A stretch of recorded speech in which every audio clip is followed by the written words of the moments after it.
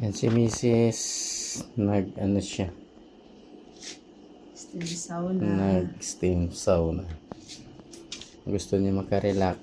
Tapos pagkatapos sauna, ay inom niya ng isang buting barley.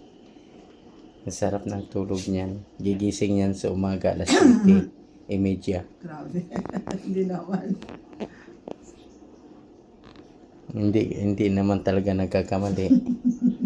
Oo, ganyan ang gising niya kasi masarap tulog niya pagka na-steam sauna siya. Ayan, inuubo-ubo na. Kasi puro lamig ang katawan. Grabe na pa. Kaya pumasok na siya dyan para mapawisan. 5 to 10 minutes lang yan. Grabe ng pawis niyan. Ayan, yung pawis niya. Tagaktak na. Yan, ganyan siya. Basa na yung damit. Yan. Kaya yan ang kagandahan pag may steam sauna. Tapos pagkatapos inom siya ng isang bottle na barley. Na may 10 kapsul. Na may 10 kapsul. Ayan. Oo. So yan yung ginagawa namin pagka yung pagod kami galing sa delivery. Kanina galing kami ng Amadeo, Cavite, malapit na sa Tagaytay. So ito yung pagkatapos niya steam sauna, ito na yung iinumin niya.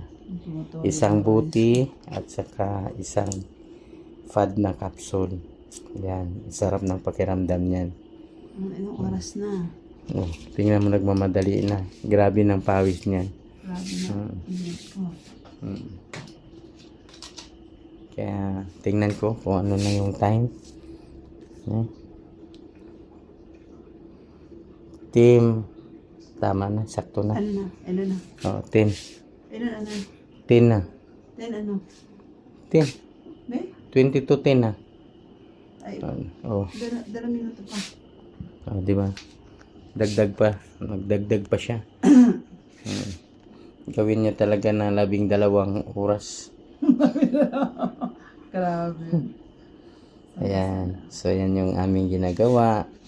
Kaya para makarelax, sarap ng tulog. Para bukas maka-deliver. Makagising na naman kami ng maaga. Para kami ay mag-deliver. Tama na? Salamat.